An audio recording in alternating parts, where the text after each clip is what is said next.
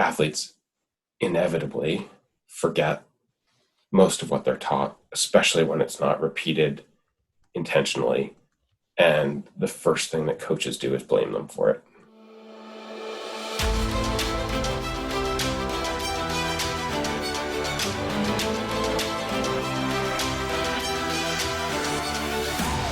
Welcome to the Coaches Club podcast, powered by Transform Sport, where we believe great coaches transform lives, athletes deserve great coaches, and coaches deserve great training. I'm your host, Luke Gromer, and every week we're bringing you conversations with coaches and leaders in sport that will help you grow as an effective teacher and transformational leader so that you and your team can reach your potential. Coaches, I'm excited to welcome Doug Lemov to the Coaches Club podcast.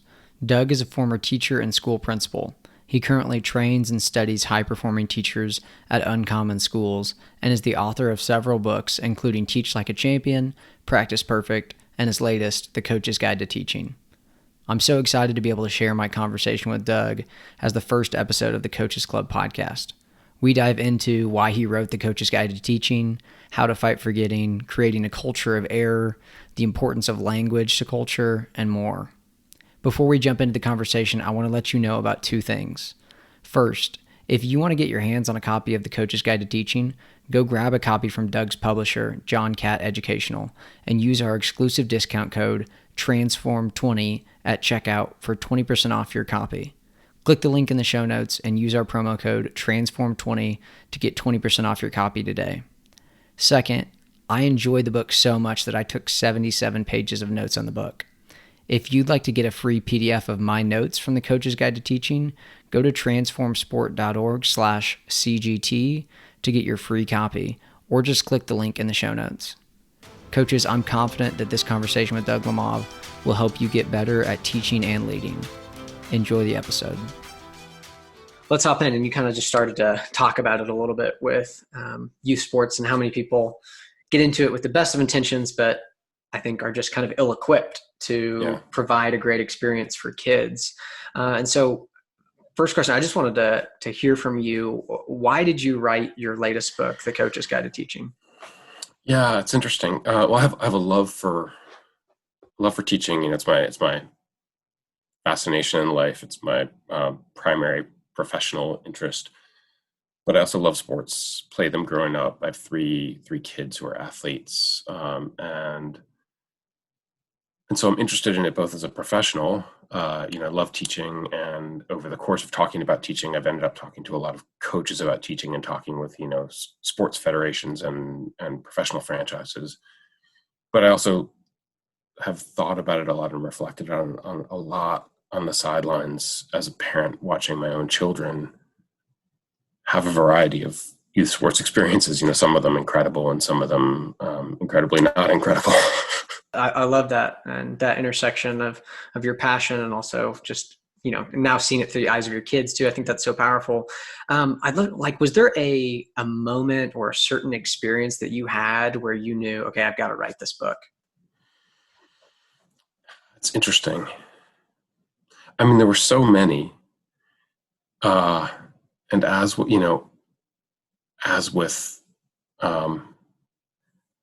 there are a lot of, I think maybe one of them, I mean, I think there were a series of them, there were many when my kids were young, and that maybe started my interest in coaching, which is really first reflected in Practice Perfect, which is a previous book that I wrote where I was trying to sort of engage the idea. But there was a moment where, I started doing workshops for U.S. Soccer Federation. Soccer is my chosen sport. And they would ask me to come and talk to coaches.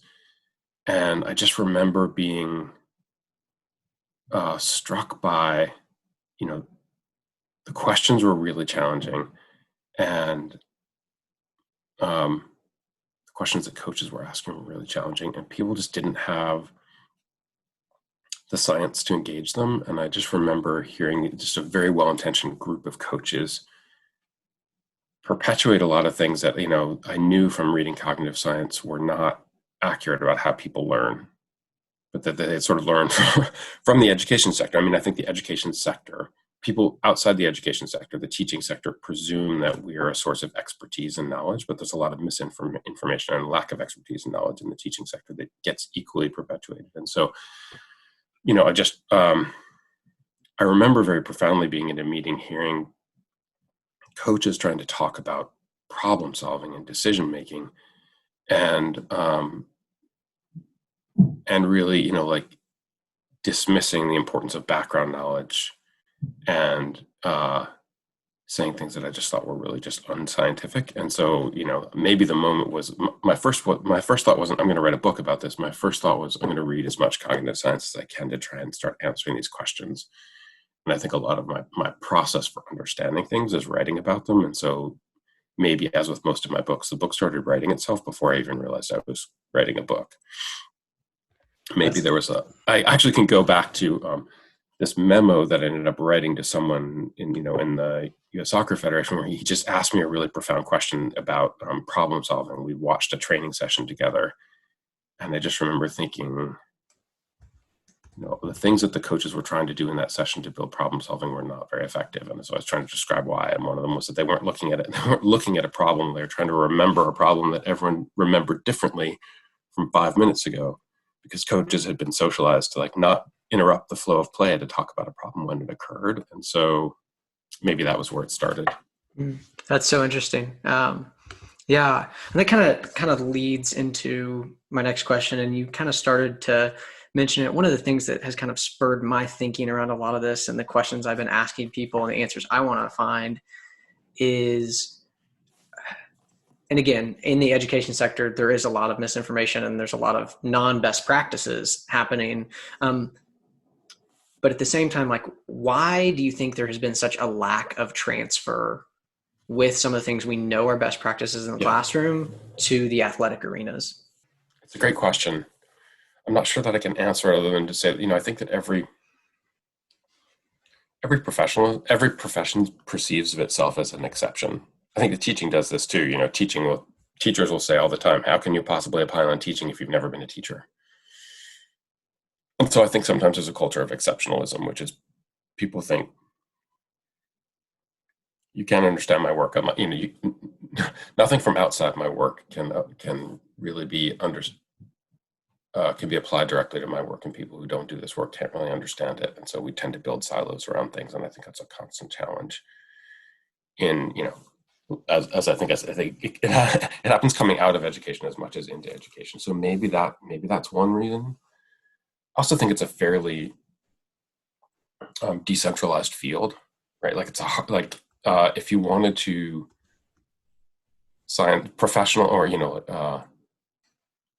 make the legal profession or the medical profession more responsive to the data on what good lawyering or what good doctoring meant, there are really significant professional associations that you would go through that provide and shape professional development throughout the sector. They're more centralized than coaching and teaching, which are very decentralized fields. And so it's just hard to make systematic change. That might be a second reason. Yeah. That's really interesting. One more thing to follow up on that. Do you think that, and I know that you, even in your book, you write a lot about coaches internationally, and there are lots of countries internationally that have licensure requirements for coaches, whereas in America, there's little to none in most cases. Do you think that is a possible solution to some of it? Well, it's funny, because my experience is actually the opposite, because I came into it through soccer, and soccer has soccer has this series of licenses, A through F, and then professional license. You could argue that the game of soccer has more rigorous coaching. Soccer has more rigorous licensing standards than teaching does in this country, or even in school. You have to get 6 licenses to be, to be a very high level soccer coach. You don't have to do that to be a teacher, as we all know. So, and yet, I'm not sure that. I think the U.S. Soccer Federation and other licensing bodies do a pretty good job, but it's still easy for misinformation to get in there. So I'm not sure, but I think that's interesting. But it's also interesting because soccer is a little bit of an outlier in this country. I'm not aware of basketball and hockey having the same licensing requirements. So my experience may be anomalous there, but I think it's interesting. I always I always talk about the opposite to what you're talking about, which is how much licensing there is in the game of soccer, at least. Yeah, that's really interesting. And yeah, from what I've seen and dug into, soccer has the most compared to the other sports. But I just think it's so interesting that Yeah, as a country, we say if you're going to teach our kids, you've got to be licensed.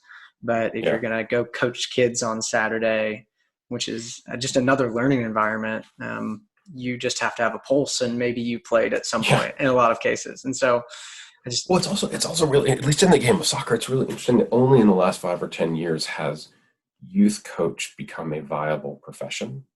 If you wanted to be a professional soccer coach prior to the last 5 or 10 years, you had to either be at the college level or you had at the high school level, and therefore like teach on the side, usually, kind of like where you're like both a teacher and a coach, um, or you did it part time.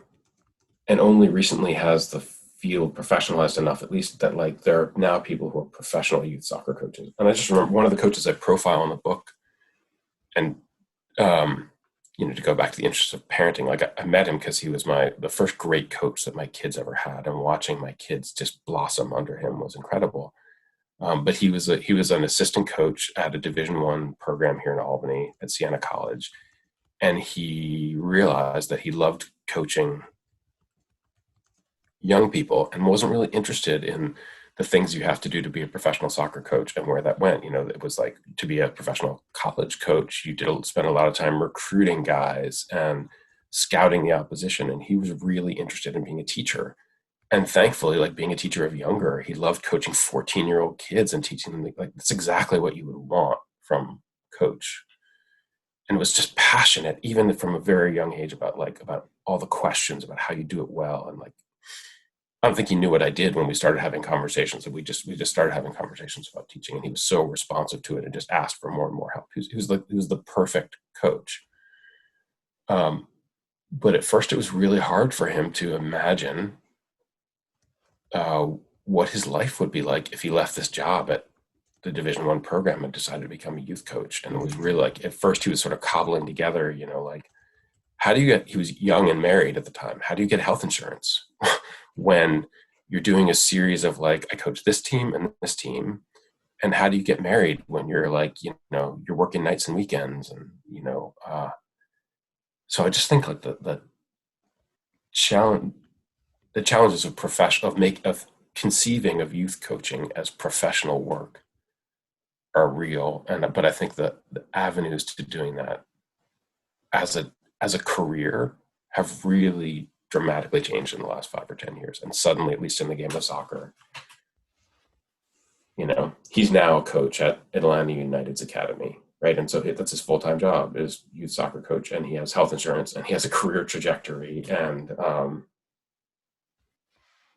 now way down on this digression, that's probably not what you want me to talk No, about. that's fantastic. It's so Yeah, interesting, and it so connects to so much of what I found and people have talked about in these conversations of um, we need to be intentional about putting great coaches with our younger players yeah, in order to keep them playing. Because I'm guessing that your kid or kids who played for this yes, coach fell in love with the because of him. game because of him, Yes, and they continue to play because they had this incredible experience, which was the result of a coach that wanted to grow and a coach that had experience and training and wanted more of it.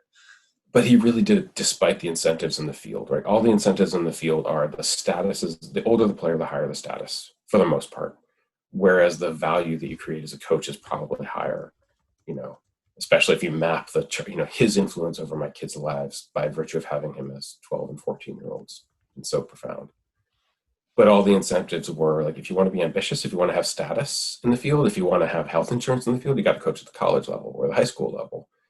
So all the incentives were against this sort of investment in young people and teaching them right from the outset, and taking on the hardest challenge, the harder challenge of, like attention issues and things among 12 and 14-year-olds. So, making it even more miraculous that my kids had the blessing of coming across as coach. Yeah, I love that. Um, Kind of shifting a little bit. Sure. I was really curious, was there anything that you discovered as you wrote your book that either really surprised you or maybe Mhm. was a different answer than you anticipated to a question? Almost everything.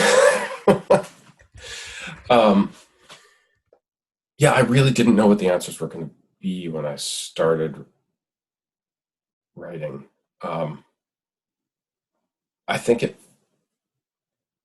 and weaving, it was so hard to weave all the pieces together. But I think a lot of the stuff about like decision making was really, really challenging. And the moments when I started to realize, um,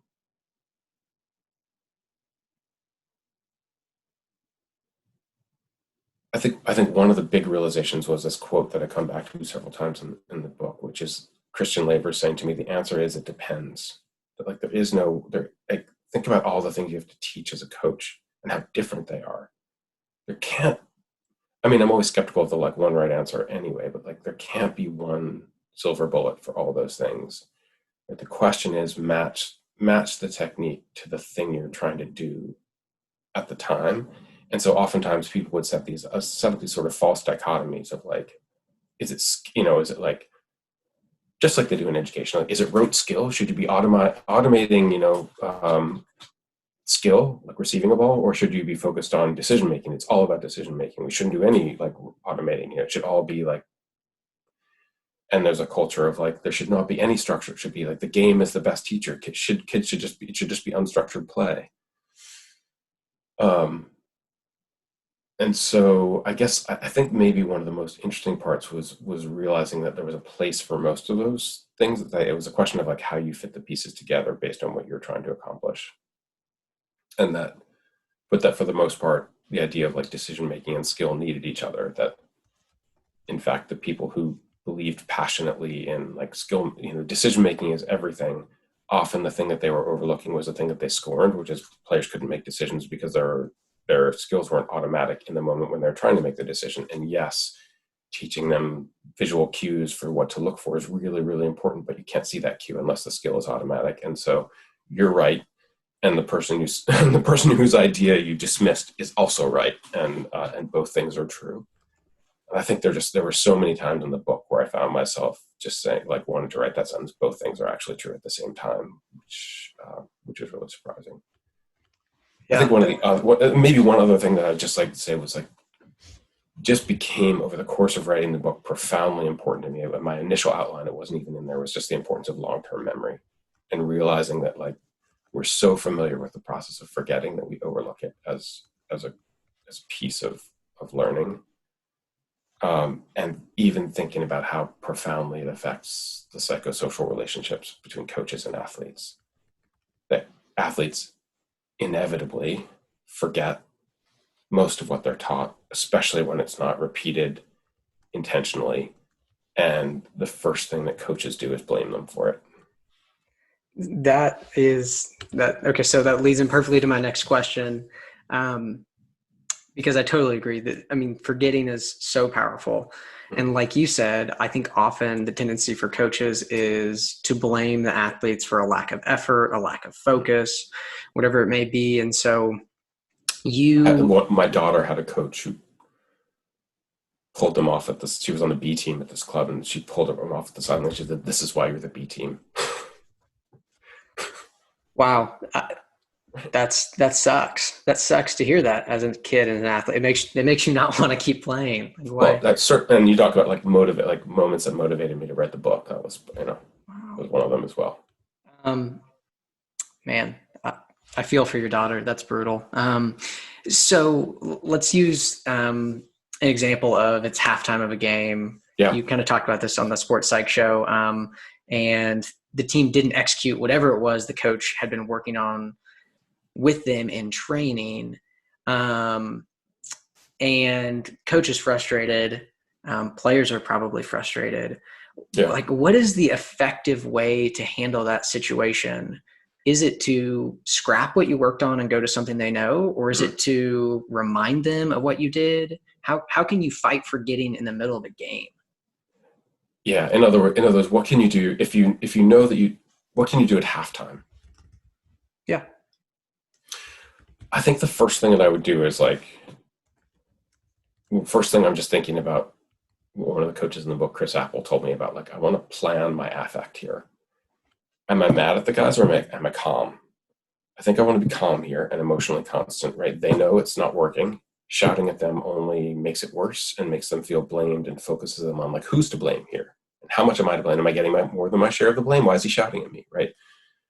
So I want to be emotionally constant. And then what I know about retrieval practice is, or what I know about remembering, is that retrieval practice really helps. And so one of the most constant low stakes quizzing.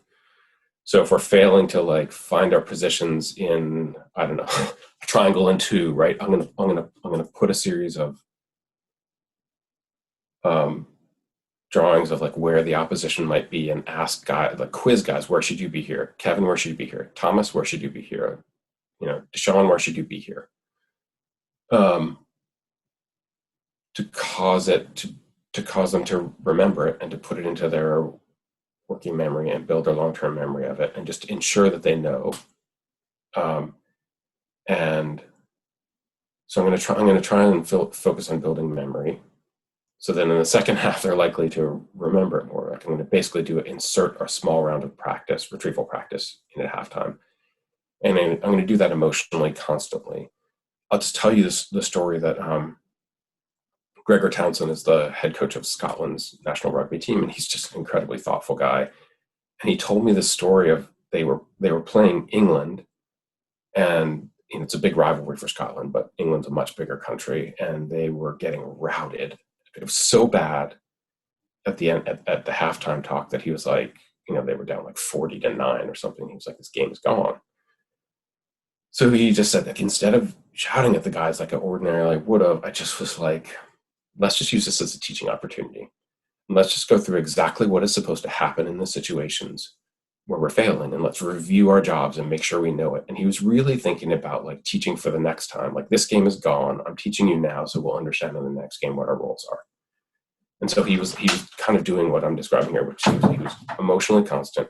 He focused on retrieval practice and having guys remember and install in long-term memory what they were supposed to be doing in specific situations.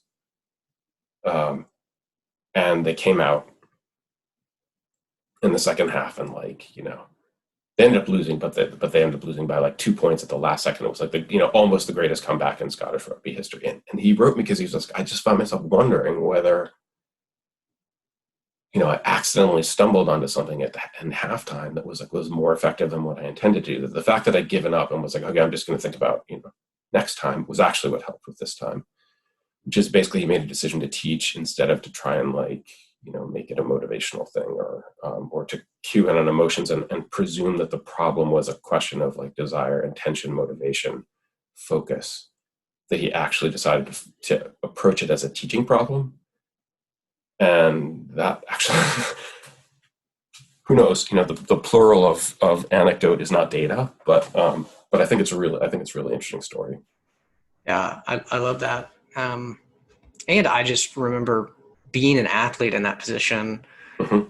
And I think that's one of the things that coaches need to consider more. Like you're talking about, the psychosocial is always happening. Like, okay, what are my reactions, my tone, my emotions going to do to my players, how they're feeling? And to be controlled like that, I think, is so powerful. Kind of shifting into feedback a little bit. I really like the example that you talked about on the Sports Psych show with a coach who paused practice, gave a piece of feedback about a certain kind of run that he wanted to see his players doing, and then sent them out to do it. They did it. It was beautiful. But then he pauses them again and tells them he wants something else done, and they forget everything with the first. And so I think I kind of have two questions here. The first is, how can a coach effectively give that feedback of, I'm looking for this thing, while still ensuring that athletes are doing previously taught and previously learned skills? Yeah, that's a great question, which is, in other words, how do you focus their working memory on incorporating something new while making sure that they are continuing to execute the other things that they've learned? So I think that one of the important things about coaching is that for the most part, for things to show up in the game, they have to be in long-term memory anyway. There's very little, you can, I think one of the things I argue in the book is you can basically keep one thing actively in working memory at a time, and everything else is going to show up while you're playing is there because it's in long-term memory. And so I think the way to make the other things you've taught show up is to make sure that that you've installed them into long-term memory so that they can happen with a very small load on working memory. If they don't, then the process of teaching something new will crowd them out. Anything that players have to think consciously about doing will be crowded out by new information. If they don't have to think consciously, if it's become automatic or it's in the process of becoming automatic, then new content will not crowd it out. But I think there are things that we've taught that are in the process. We're in that process somewhere between like entirely in working memory and entirely in long-term memory. And so I think a really useful thing that you can do is just like I could, in the case of this story about the runs that the girls were making, here's like two runs, one for the defender, one for the ball, beautiful. Like another round, like after that first round of that should be great. I'm really starting to see great runs. I want you to keep doing them, and I want you to think about the quality of your first time touch, right? So I could bring in, I could when I feel like they're getting good enough at it, that I could have them try to think about maybe two things at once, or just give them a reminder of it, or maybe I let them do it a couple more times and say, great, now we've got it. Now let's go back to some things that we were working on yesterday. Let's focus on them for a little bit. And then maybe I come back and say, great, the things we're working on yesterday is really nice, but as we were doing it, we forgot about our runs. So let's now, in other words, I'm kind of doing retrieval practice of like alternating between those two things. I think over time, like if I'm like, let's say yesterday was like defensive body position and today is, the two runs. If I go run two pieces of feedback about the run, one about defensive body position, one about the run, one about defensive body position. Ultimately, they're going to converge. I think that players, if I focus on them for a significant duration of time, players will be able to do both. My hope would be that players would be able to begin to execute both at the same time. Yeah, no, that's really good and that's helpful. My second question with feedback is, and I find myself doing this a lot in my coaching. We said we wanted to see this thing, and then I'm giving feedback on things that I didn't talk about,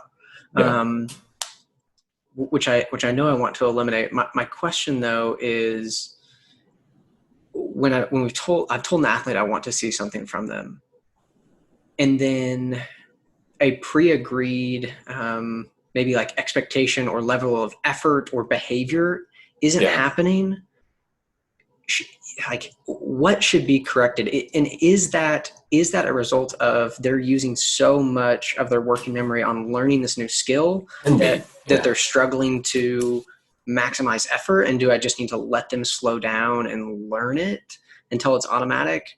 Or is it a place to bring the correction in about the behavior? The short answer is I don't know, but the long answer is I think it's just a very, very insightful question that every coach would have to ask themselves. Is the failure that I'm seeing in part because it's the result of the learning process, which is my players are focused so much right now on closing the defensive shape that they're not attending to where they're supposed to be defensively. And so I would call this like an implementation dip. Or are the fundamental tenets of our team agreement, which is like we will work hard, we will hustle, we will sacrifice for that. Are those things fraying? Am I not? Is the culture of expectation than just like ground rules fraying? And I'm not realizing it, and not reinforcing it. And those are two very different things, and they're both equally important. And I think that's that's why coaching is such incredibly challenging work, because you have to. The symptoms can look really similar between two very different causes, and it's important to get it right. But I think that another thing that's implicit in your question is there are certain cultural elements of how we approach the game that are always on, right? When we're in practice, we always play hard, we always compete, we always give our best, we always support our teammates, whatever those things are. Those have to be always on. And so it can allow like maybe for a short dip if people are really, really focused on learning something. But for the most part, I would probably want to remind and say, just a minute, and we're working hard on our making our runs here, and I think we're making progress. But I think we've lost sight of like who we are as a team. We're not hustling the way that the Huskies hustle. And so like we'll come back to the runs in a second. I just want you to focus on playing the way we play for the next 5 minutes. Go right now, come back right now. We've got it back. That felt like who we were, who we are, the hustle. And now I want to see if we can bring that back to like, I guess I think what I'm describing here is like resimplifying, right? We're struggling to play the way we want to play and incorporate the new idea. Let's simplify a little bit. Let's go back to playing the way we want to play. And then we'll try to remind ourselves how it is we want to play, make the memory fresh. And then let's try and incorporate this new idea again and incorporate it right. So we're practicing doing it the way that we should do it. I like that. That's really good. And this kind of feeds into one of my next questions about culture and the importance of language. I think most coaches can embrace that language is important to their culture. But I'd love to know, like, what have you found as far as the inverse of that? When language isn't clear in a culture, what happens for athletes, maybe on a psychosocial and also on a learning level? Yeah. I think this is like one of the most overlooked things in sport. You use a term, like give me a basketball term that would be like a fairly technical term that would be important for you to know as a 15-year-old basketball player. Oh, the helpline. Yeah. So let's say like a coach uses that term. And his presumption is that, his players know what that means. Let's say that like half of the players actually know what that means, and their understanding of it is often vague. Some of them think they understand, but they don't actually understand, or they have a very vague conception, but it's very specific, or it means something different to him than it does to them. And half of them don't know because it's never been intentionally installed over a kid's life, right? So so we're talking about these ideas that people simply don't understand. And the results are kids don't know what to do. And often, like at a large scale level, which is everyone is sort of pretending that they understand the concept, but no one really does. And so if I'm a kid and I'm watching it intentionally, I'm like, so this is helpline? It only confuses the concept. So I think that like intentionality to understanding the words as a group, all of us, if I'm going to use that word, I need to make sure that everyone understands it in the same way if I'm going to use it consistently. And I think that coaches presume that players have much more understanding than they actually do. And then I think there's a difference between, this is like my big takeaway from the Jesse Marsh interview in chapter 5, which is there's a difference between vocabulary and our vocabulary, which is I realized something about myself in writing this book, which is like Teach Like a Champion is a book that is obsessed about like vocabulary. And every time there was a word for something in education that was sort of like what I was describing in Teach Like a Champion, I chose to use my own word for it because that allowed me to control the definition. And so when someone talked about scaffolding, which like 16 million people use in education, it means 16 million different things to different people. And they can then the definition of it can drift and someone else can define it differently. You don't specifically control what that word means to everyone on this field. And that to me is like dangerous. And so that's like what Jesse Marsh was basically doing was, like every culture in the world is defined by like, you're French because you speak French. Like cultures are defined by language. He's building a culture starting around the word. This is our word for this thing. And we define it differently. And even if someone else calls something has a very similar concept and calls it by it and has a name for it, I want to call it something different here because I want to control and I want us to control what the definition of it is. So we always mean the same thing when we're talking about it. And we have cultural experiences around it and it reaffirms our shared understanding of it. So go back to your question. I just think vocabulary is the most profound form of background knowledge, and background knowledge is routinely overlooked. I think be another like epiphany from the book is how important We live in the age when people will tell you that, knowledge and facts are irrelevant because you can look anything up on Google. And they say that at exactly the time when background knowledge is most important, because it's the single most important thing for how, to inform and accelerate higher order thinking. Yeah. That's really good. Um, Still talking about Is that background noise distracting you, by the way? Can you hear that? a little bit. It's I share my office with my wife's pet rabbit now. He just woke up. That's fantastic. You're getting all the craziness of pandemic here. You're good. It's real life, man. Everyone's going through it. Okay, culture and a culture of error. What have you seen or studied that are the typical behaviors that coaches engage in that prevent players from feeling safe to make mistakes? And on the other side of that, what are the new behaviors that coaches have to embrace to create a culture of error where mistakes are learning opportunities? Yeah. I think two things are. I think the first thing is emotional constancy.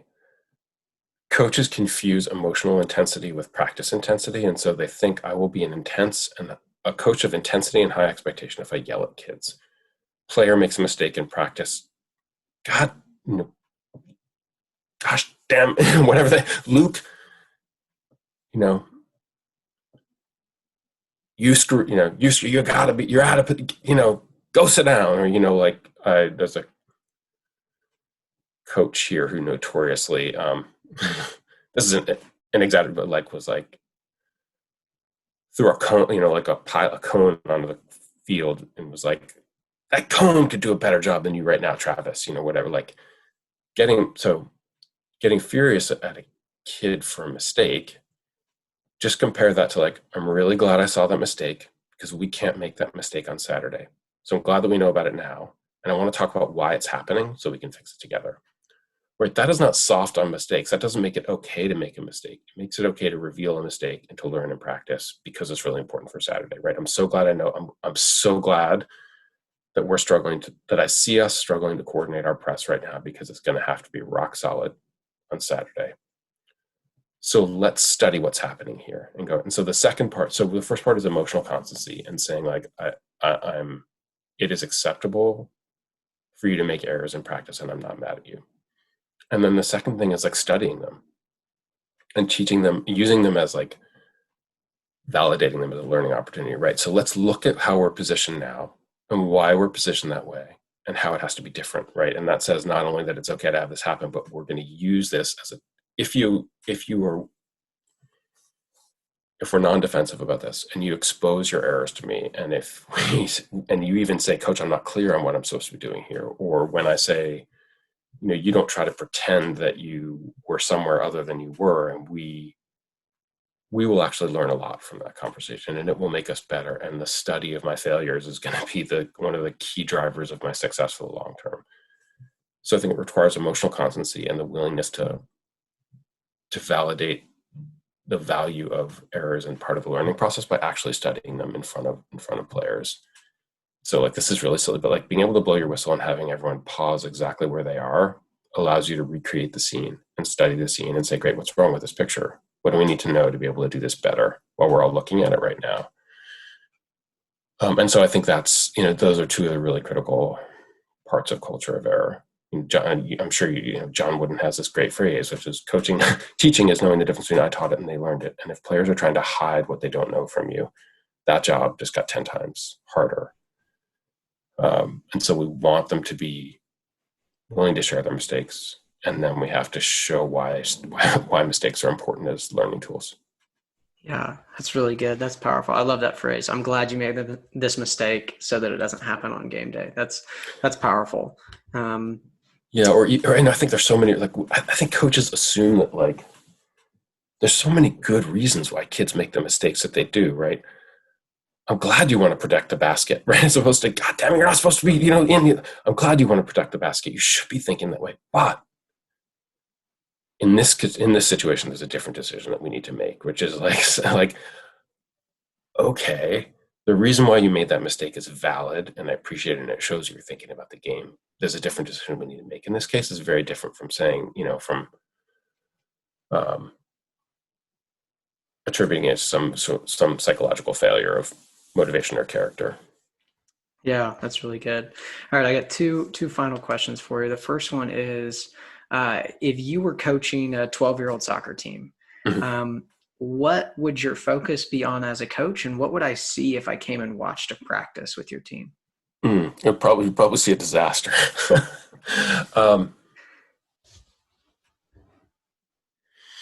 I think my focus would be on first touch, which is like, maybe this is distinctive to soccer, but I think this is one of these hidden drivers of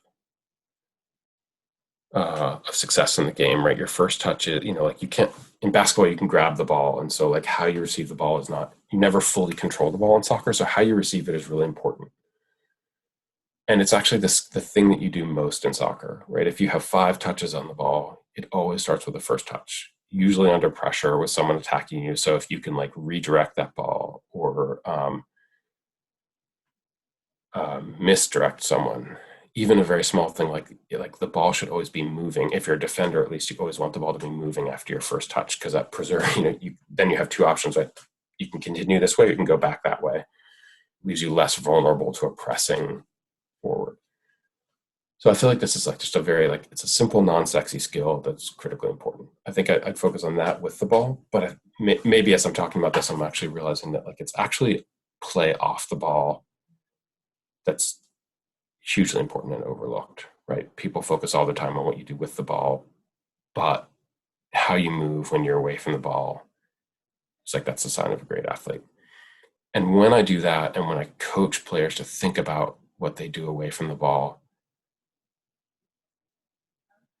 I widen the range of decisions of things that they're conscious of, and the number of times that they're making decisions. Because I think the long run key to success is perception. It's like, I see and I read the game as it happens around me. And so much of the time for young players, their perception is turned off, right? They don't have the ball, and so they're not actively watching the game and thinking about what angle, what shape should my body be right now, and what angle should it be, and where's the space that I'm trying to find. But if I start coaching players at a young age, instead of the coaching the player on the ball, so maybe not first touch, instead of coaching the player on the ball, if I coach the players off the ball, right? In basketball, there are 4 players without the ball and 1 player with the ball. In soccer, there are 10 players without the ball and 1 player with the ball. I'm suddenly coaching them to think about making decisions and watching the game and learning from the game when they don't, to make the idea that, like, the decisions and the perceptions you have when you don't have the ball are at least as important as when you do have the ball. And I just think that, like, in the long run, that's going to accelerate their learning immensely. And I think that if you watch even, American players at the elite level, the intuitive perception, it's easy to get to the skill level of the best players in the world. It is much harder to get to the perceptive level of the best players in the world. So I think you would probably, hopefully you'd see a lot of, I think one of the things you would probably see me try to emphasize is playing and perceiving movement away from the ball. That's really good, and I love the combination of those two things for a couple reasons. One, because that first touch, I played soccer through high school. It is such a foundational skill, like you said. Yeah. So it's both a focus on, like, here are skills that they're going to need to succeed later, and let's really focus on the perception developing as well, which, like you said, that's the hardest part.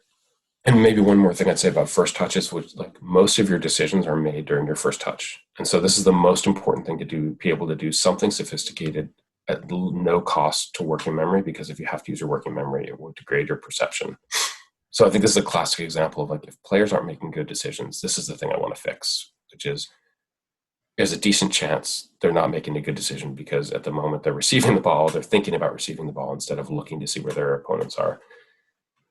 Like Johan Cruyff talked about this. It's like, this is why he thought he said, growing up as a youth soccer player, there are guys who are much more skillful than me on the ball, but I could receive a ball under pressure in half the space,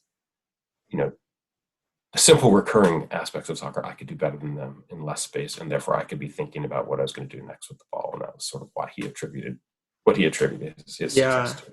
Yeah, I like that. And I would add one, maybe like basketball specific example to Yeah, that. Is I see so often with my ninth grade team, one of the skills and habits that we have been really intentional about trying to build for them is just the habit of when they catch the ball, we just call it peeking, like getting their eyes up to see the court, yeah, because it most players aren't in the habit of doing it. And so it is both this like skill, like you need to catch and get your eyes up, that allows them to perceive so much. That I think, yeah, the younger you can teach players to do those things, that they're actually the things that determine success. Like a lot of coaches will yeah, identify a problem and it's really the symptom of a problem. Like you said, like they're actually, the real problem is their first touch or their lack of vision, yeah. or whatever it may be.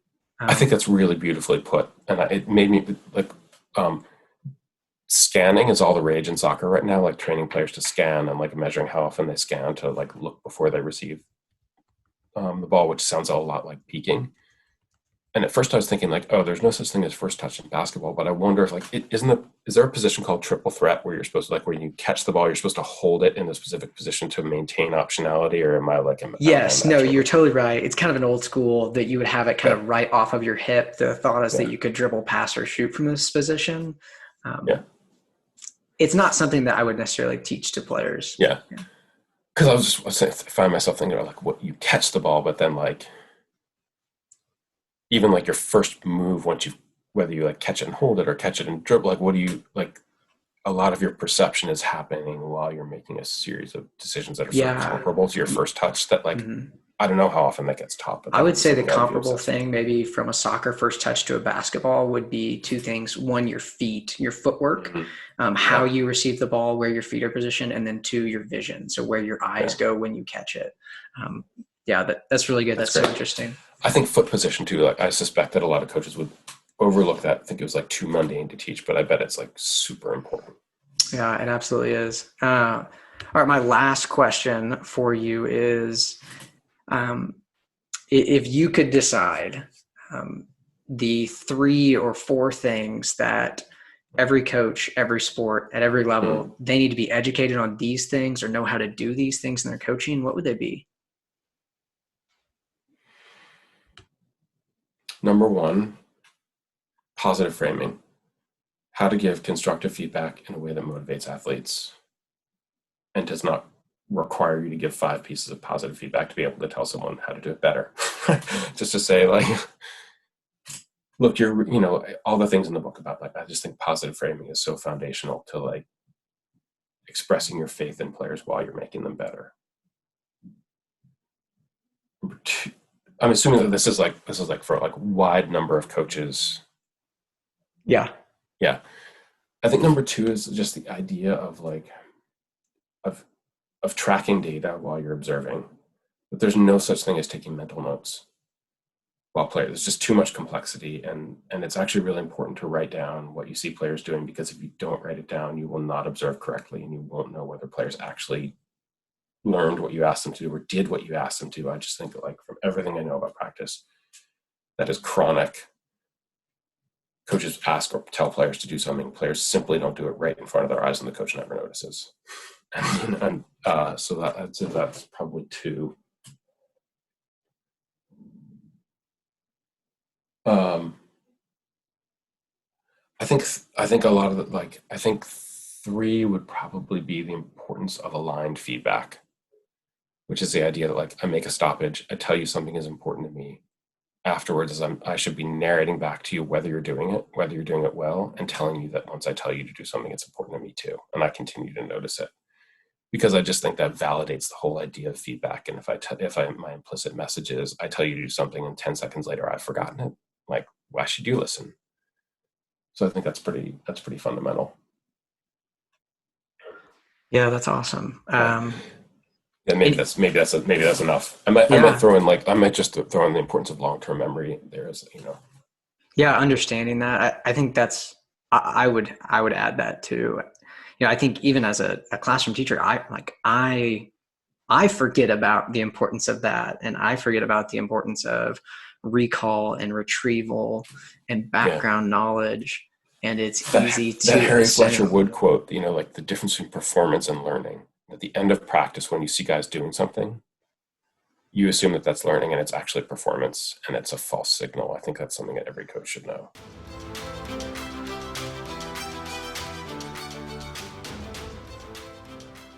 Coaches, thanks for listening to this episode. And a huge thanks to Doug Lemov for coming on the podcast and sharing his knowledge and wisdom. If you enjoyed this conversation with Doug, go grab a copy of The Coach's Guide to Teaching from his publisher, John Catt Educational, and use our exclusive discount code, TRANSFORM20, at checkout for 20% off your copy. Click the link in the show notes and use our promo code, TRANSFORM20, to get your copy of The Coach's Guide to Teaching. Also, I enjoyed the book so much that I took 77 pages of notes on the book. That's not a lie, 77 pages. If you'd like a free PDF of my notes from The Coach's Guide to Teaching, go to transformsport.org/CGT. That's transformsport.org/CGT to get a free copy of notes about The Coach's Guide to Teaching, or just click the link in the show notes. And finally, if you enjoyed this episode, please rate, review, and subscribe to the Coaches Club podcast wherever you listen.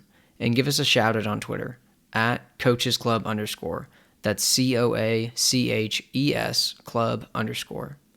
Thanks for listening to the Coaches Club podcast powered by Transform Sport, where we believe great coaches transform lives, athletes deserve great coaches, and coaches deserve great training.